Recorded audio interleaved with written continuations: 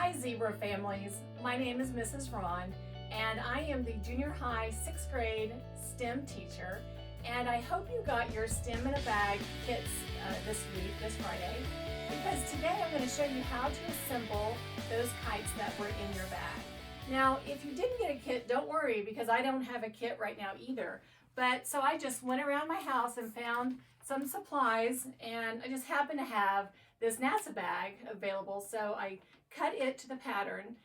I don't have kite string, so instead Mrs. Ron's going to be using just some ribbon because that's what I have. So the neat thing about these kites is that you really can make them out of just about anything. So what I'm going to start out doing is I'm going to take these dowel rods that came in your kits. I didn't have a kit, so I just used some kitchen wooden skewers for my dowel rods, and I'm going to put them into these holes that we put in the kite, and these strings are going to be what attaches to these wooden dowel rods. So when you think about kites, what is the first thing you think of when you think of kites and science? Do you think of Benjamin Franklin? What about Leonardo da Vinci? He also designed kites and studied the flight of birds. Anyone think about the Wright brothers? Yeah, that's right. That's right. The Wright brothers did a lot of kite designing when they were studying how the forces of the wind were going to affect the wings of an airplane. So that's another reason why scientists use kites. Now I'm going to take some Scotch tape and I'm going to tape down these dowel rods, and I'm going to connect it to my desk here. So I want this to be held in place for the next step that I'm going to do. They even used kites during World War I and World War II. So a lot of times they would use kites to attach cameras to them to spy on the enemy across enemy lines. Sometimes they would attach meteorological devices to kites to collect some data. So kites have been used for a lot of different things. So we're going to take this piece of string, which is about a body length's width, and we're going to tie it to the wooden dowel rods. So if you look right here, we're going to tie the string right above. Let me get that in there. It's a little tricky, but you can do it.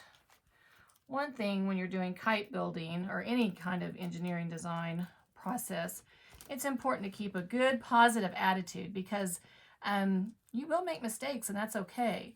If you think about astronaut Jim Lovell, who was the commander on Apollo 13, he said that he learned so much from his mistakes, and the one thing he learned was to stay positive and to just stay calm. So that was super important.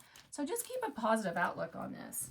Now, once you get that tied down, we are going to take it and pull it all the way out to the edge of this kite, and we're going to tape that string down, because that string is going to get a lot of pressure from the wind, from the force of the wind that's on it. So we want to make sure that's good and taped down. Again on this side, all the way out to the edge, and then you're just going to secure that with some masking tape. And get that tied down. Now, when we get done with that part, we're going to pull it up. Oops. Let me take that on a little bit better. And kind of find the center of where this is, because this is where you're going to attach it to your actual kite string.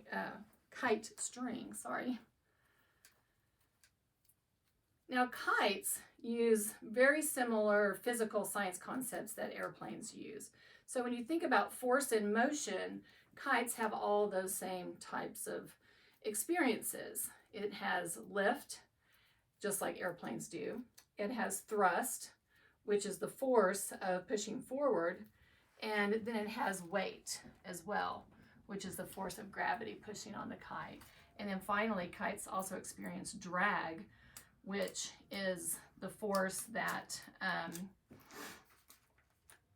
pushes the plane and the kite backwards. So what we're going to do now is we're going to take this tape, or this kite, and disconnect it from the table.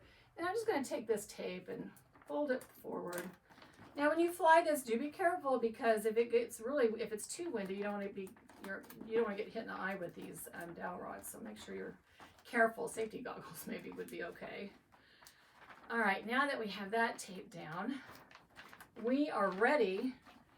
Well, we're almost ready. We need to add a tail. So when I was talking about that force of drag, this tail that we're going to attach to the kite actually has two purposes. One is to help keep it balanced, and then two, it's going to help provide that force of drag, which is our kite is going to need. So I'm just going to tape that to the center of my kite.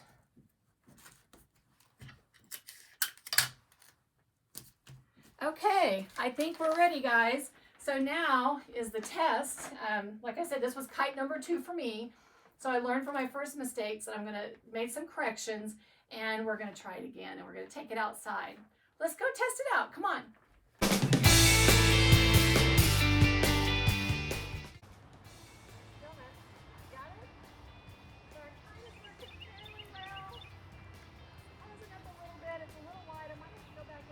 Adjustments on it and try to make it to where my space in the center is not quite so large.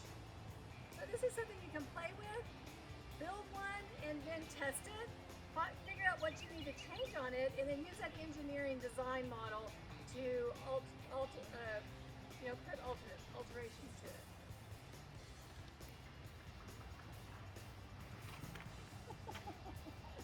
Come on, baby, let's fly.